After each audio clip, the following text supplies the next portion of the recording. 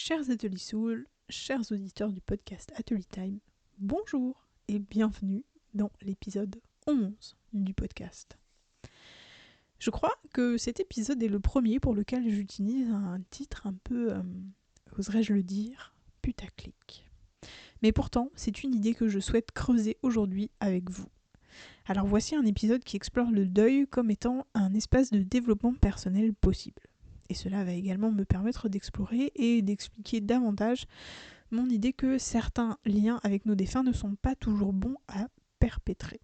Et en fin de compte, j'explore plus en profondeur les idées que j'évoque dans l'épisode 9, l'épisode Garder le lien. Avant toute chose, je tiens à rappeler que je ne suis pas psychologue ni accompagnatrice d'endeuillés. Je n'ai aucune forme d'expertise professionnelle sur ces sujets-là. Aujourd'hui, je tente simplement de formuler mes idées et impressions liées à tout le travail que je peux faire avec mon entreprise créative et ce podcast.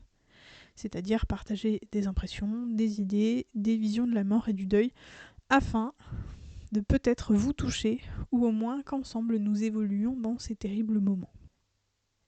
Et je dois aussi essayer de vous définir ce que je vois moi dans le développement personnel.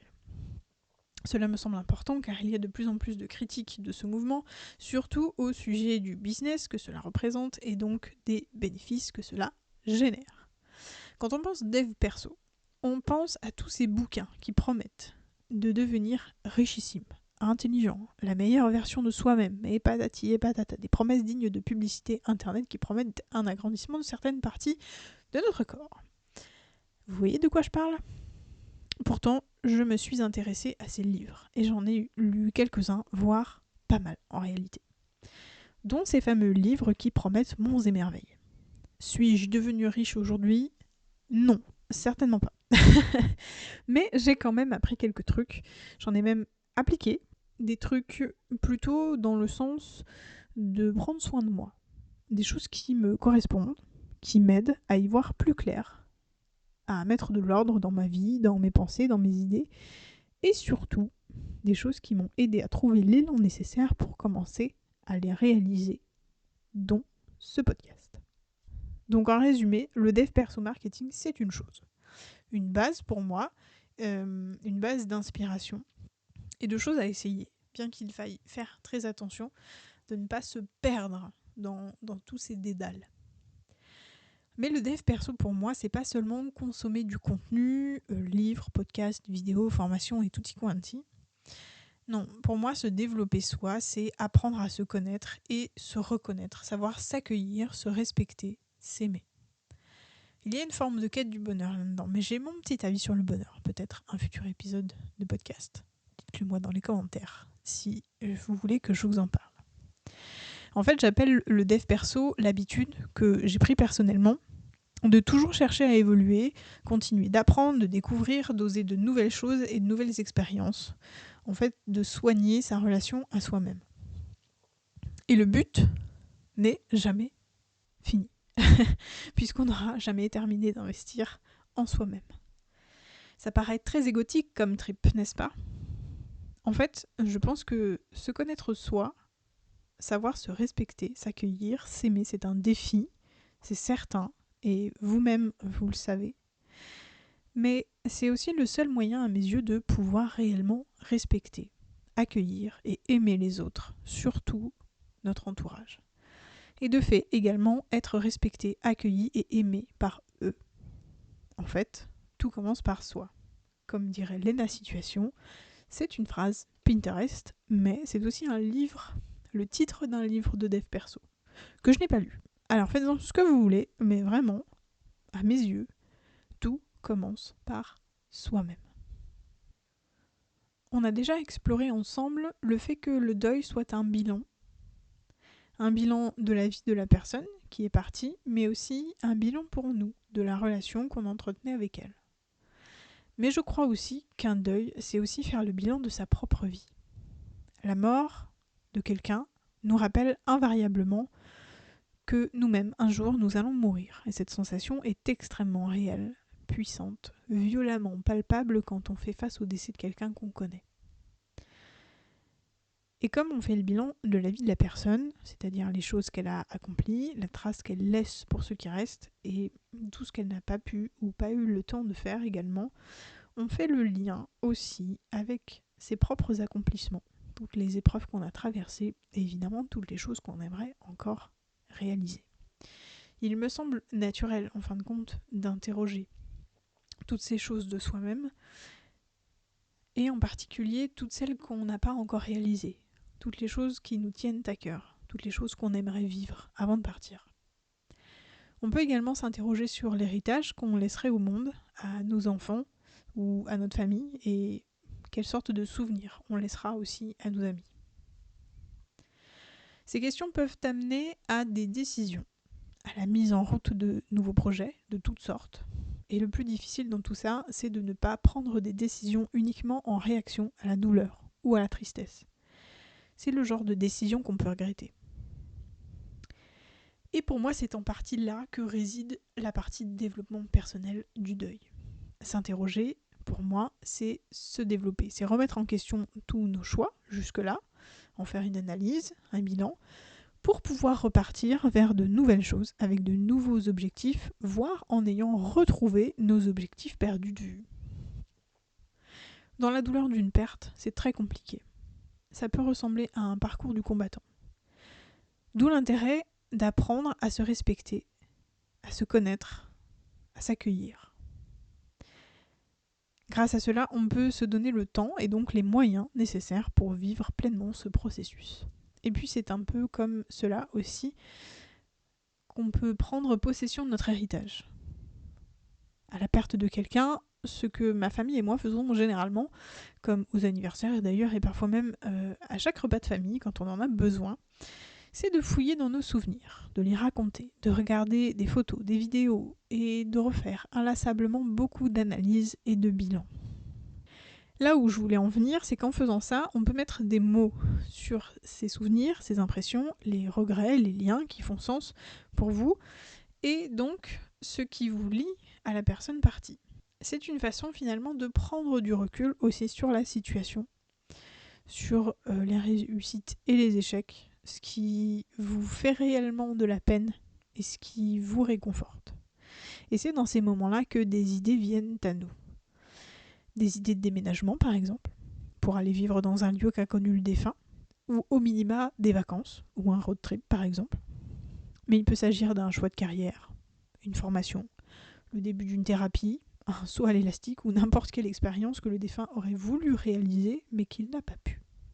Et que d'une certaine manière, vous acceptez que le défunt réalise cette expérience à travers vous.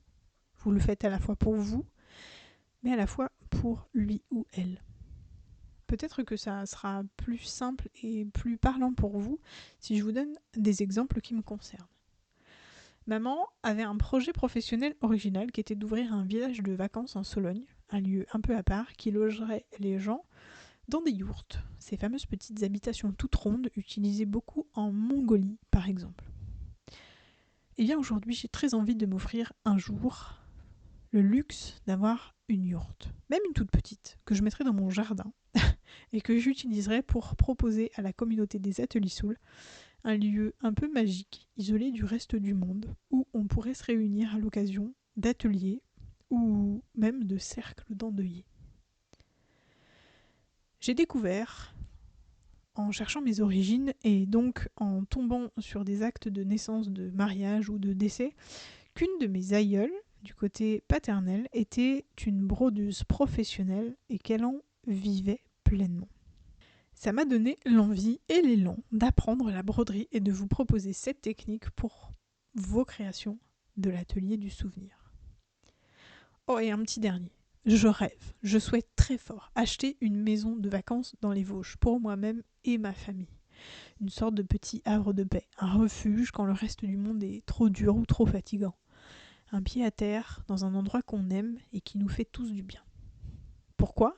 Eh bien parce que c'est là que je suis née et que j'ai grandi une partie de ma vie, car à mes 11 ans, mes parents ont décidé de partir et que ça a été le début d'un enfer pour moi, ma sœur et mon père.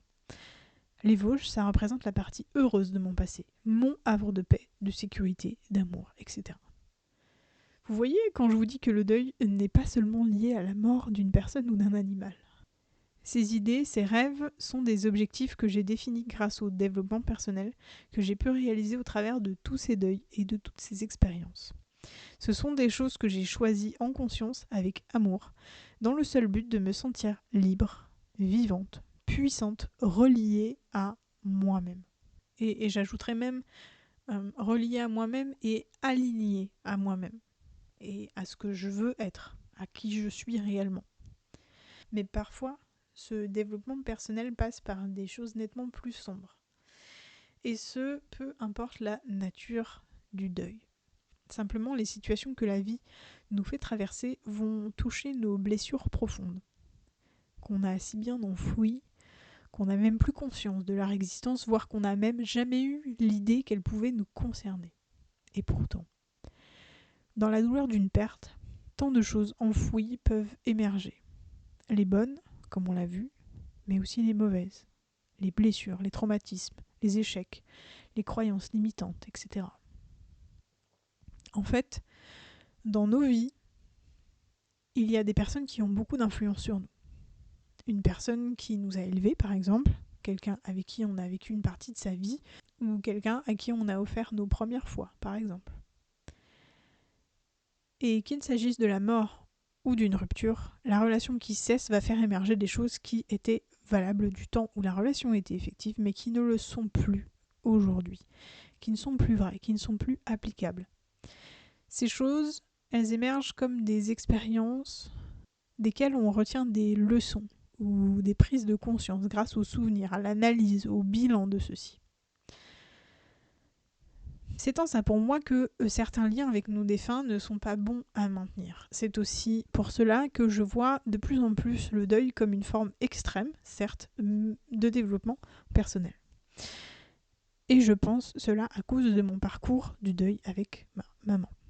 Une personne peut avoir beaucoup d'emprise et d'impact sur les autres. Peu importe la forme d'autorité que ça prend, un parent sur son enfant, un employeur sur son employé, un enseignant sur son élève ou un policier sur un citoyen, même parfois aussi au sein du couple. Ces emprises sont multiples, parfois visibles, parfois pas. Peut-être qu'elles peuvent être bénéfiques quand il s'agit d'une emprise saine et poussant l'autre vers le haut, mais ce dont j'ai besoin de vous parler maintenant, c'est des emprises malsaines, des relations violentes, humiliantes, et surtout de leurs impacts, en particulier lorsque la relation s'arrête. Je vous parle de ce chef de service qui dit que l'équipe de collègues entière avec laquelle on travaille trouve qu'on sent mauvais, et que ça gêne même les clients. Alors que finalement, ce n'est qu'un prétexte pour mettre fin à une période d'essai dans l'humiliation et la violence. Et même plusieurs années après, c'est encore une croyance très forte que je peux avoir, de sentir mauvais, de gêner les gens autour de moi parce que j'ai un peu trop chaud. Je vous parle aussi de ce parent qui félicite son enfant d'être rentré saoul en voiture la veille au soir et qui vous hurle dessus parce que vous avez choisi l'option musique au bac plutôt qu'art plastique. Ou encore ce parent qui pense que de toute façon vous étiez un délinquant à 10 ans et que si il ou elle n'avait pas fait tel ou tel choix, vous seriez prostitué ou drogué à l'heure qu'il est. Ces situations, ces relations laissent des traces indélébiles, des croyances profondément fausses qui perdurent de façon plus ou moins consciente après la mort ou la rupture avec la personne maltraitante. J'emploie des mots forts volontairement car je sais qu'ils peuvent créer des prises de conscience et donc des changements positifs chez les personnes qui ont subi ce genre de relation et qui doivent se reconstruire aujourd'hui.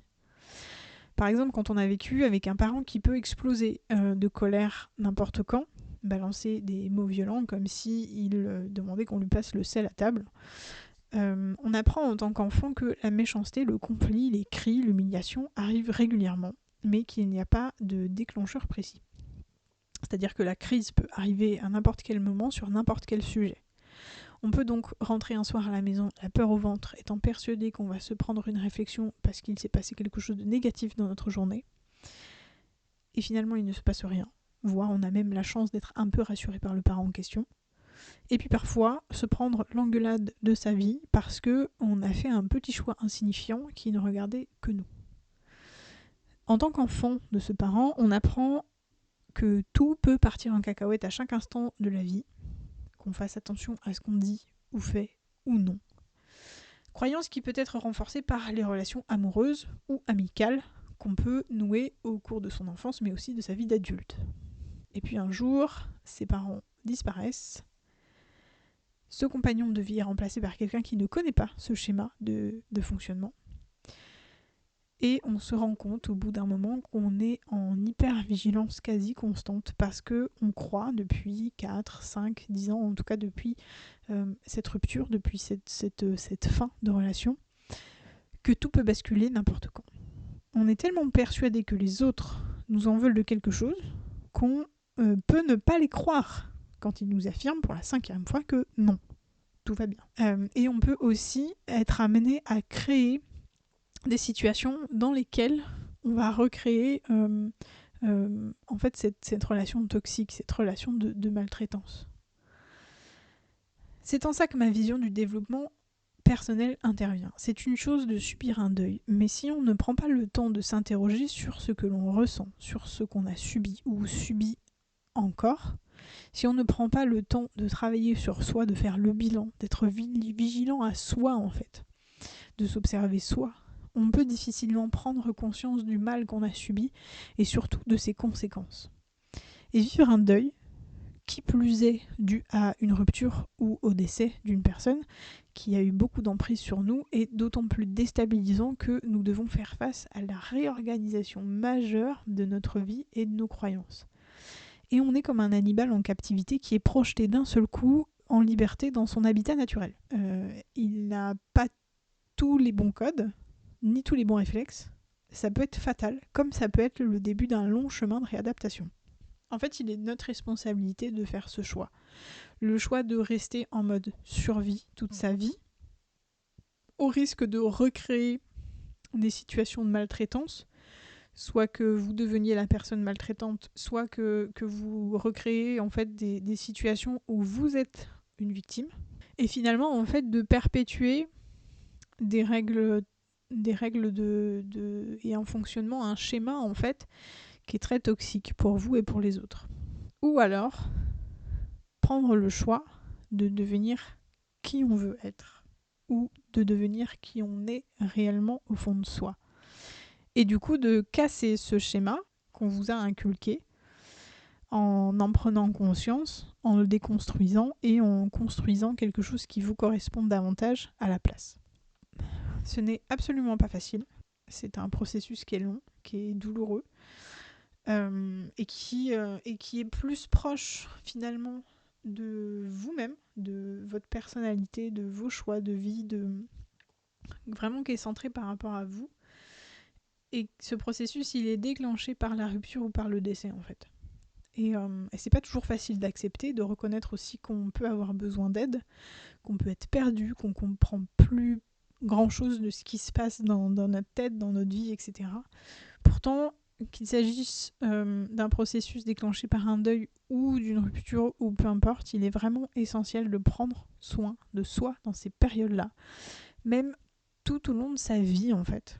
Il est primordial de s'écouter, de s'apprendre, de se respecter pour pouvoir avancer et cheminer au travers de toutes les épreuves qu'on traverse. Et s'écouter soi, ça peut aussi passer par demander de l'aide ou aller voir un professionnel, un professionnel qui va avoir une approche qui vous correspond à vous. C'est vraiment important de prendre soin de sa santé mentale en particulier dans ces moments-là.